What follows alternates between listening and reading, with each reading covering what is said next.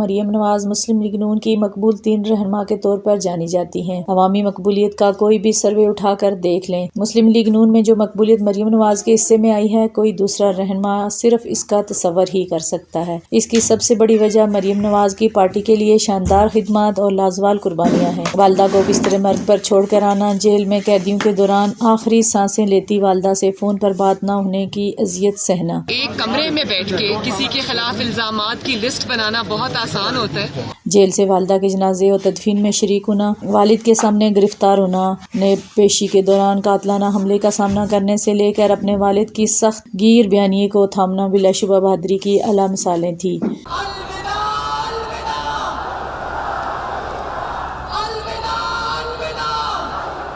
ان کی انتھک جدوجہد نے آج انہیں اس مقام پر پہنچایا ہے۔ وہ آج اس لیے مقبول نہیں ہیں کہ وہ نواز شریف کی بیٹی ہیں، بلکہ اس لیے مقبول ہیں کہ جب مسلم لیگ نون کے صف اول کے رہنما میاں محمد نواز شریف کا بیانیہ اپنانے سے گھبراتے تھے، اور جب پاکستان میں کیوں اور کیسے کہنا جرم بن گیا تھا، سانس لینے کی بھی آزادی میسر نہ تھی، ایسے میں انہوں نے نہایتی خاتون ہونے کے باوجود بہت بہادری سے حالات کا مقابلہ کیا۔ بلکہ ایک مرتبہ ان سے کہا گیا کہ آپ ہیں تو بہادر مگر کمزوروں کے لشکر میں ہیں۔ مسلم لیگ نون پر ایسا وقت آ گیا تھا کہ نواز شریف کے حق میں جلسے کرنا تو بہت دور کی بات، وفاقی وزارتوں پر براجمع بہت سے رہنما میاں صاحب کے حق میں بات کرتے ہوئے بھی کتراتے تھے، بلکہ مسلم لیگ نون کے کئی سرکردہ رہنماؤں کو یہ کہتے ہوئے بھی سنا کہ میاں محمد نواز شریف اب سیاسی طور پر ایلیمینیٹ ہو چکے ہیں اور ان کا اقتدار میں آنا اب ممکن ہی نہیں۔ ایسے میں مریم نواز نے پاکستان کے ہر کونے میں جا کر بڑے بڑے جلسے کیے اور میاں نواز شریف کا پیغام پوری طاقت سے پہنچایا۔ ایسے حالات تھے کہ پرویز رشید کے علاوہ کئی رہنما ساتھ سفر کرنے سے بھی کتراتے تھے، مگر نامساعد حالات کے باوجود مریم نواز اپنے والد اور پارٹی کی سربلندی کے لیے ڈٹی رہیں۔ کٹھن اور مشکل حالات کا ایسے سامنا کیا کہ آزمائشیں بھی مریم نواز پر رش کرنے لگی۔ آزاد کشمیر اور گلگت بلتستان جیسے علاقوں میں بڑے بڑے جلسے کیے۔ اس طرح پنجاب کے صوبائی ضمنی الیکشنز میں بھی بھرپور مہم چلائی، مگر اس بار بھی باجوہ صاحب کی دو طرفہ پالیسی آڑے آ گئی، لیکن ہر شے سے قطع نظر لیا کہ ریتلے میدانوں سے لے کر کشمیر کے پہاڑوں تک بھرپور عوامی پذیرائی ان کے حصے میں آئی۔ کشمیریوں کا لیڈر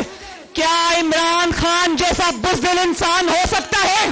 سلیکٹڈ کو کوئی نہیں مانتا، سلیکٹڈ کی نہ گھر میں عزت ہے نہ گھر کے باہر عزت ہے۔ آج انہی کی خدمات کے عوض انہیں نہ صرف پارٹی کا سینئر نائب صدر بنایا گیا ہے، بلکہ پورے ملک میں تنظیم سازی کے حوالے سے چیف آرگنائزر مقرر کیا گیا ہے۔ جنیوا میں کامیاب آپریشن کے بعد ان کی جلد واپسی متوقع ہے۔ نواز شریف نے آئندہ چند ماہ کا مکمل سیاسی اور معاشی روڈ میپ تیار کر لیا ہے۔ آئندہ چند روز میں اس پر عمل درآمد کرنے کا آغاز ہو جائے گا۔ نواز شریف اور اسحاق ڈار کی خصوصی کوشش کی وجہ سے دوست ممالک معاشی سہارا دینے کے لیے میدان میں آ رہے ہیں۔ مریم نواز کی چیف آرگنائزر بننے کے بعد ان کی سب سے بڑی اور اہم ذمہ داری پارٹی کے وفادار ساتھیوں کو مضبوط کرنا ہے۔ پارٹی کے وہ لوگ جنہوں نے گزشتہ 4 سال کے دوران شدید مشکلات کا سامنا کیا، جبکہ ہمیشہ کی طرح آج بھی بعض بناوٹی لوگ اقتدار کے مزے لے رہے ہیں، جبکہ پارٹی کے وفادار اور نظریاتی ساتھی نظر انداز ہیں۔ جنوبی پنجاب میں پارٹی کی صورتحال بہت مخدوش ہے۔ مریم نواز صاحبہ کی اولین ترجیح ہونی چاہیے کہ وہ پورے پنجاب میں نئے چہروں کو موقع دیں، موقع پرست لوگوں کو کبھی اہم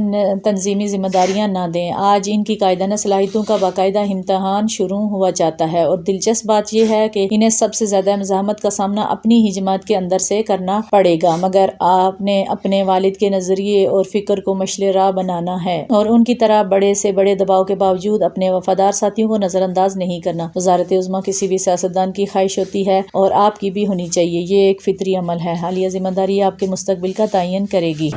فتنہ پھیلانے کی کوشش کی گئی، عوام کی ترقی میں یا پاکستان کے امن اور سکون میں کوئی دراڑ ڈالنے کی کوشش کی گئی تو اس کو آہنی ہاتھوں سے نپٹا جائے گا۔ پرانی مسلم لیگ نون اس کو نہ سمجھے۔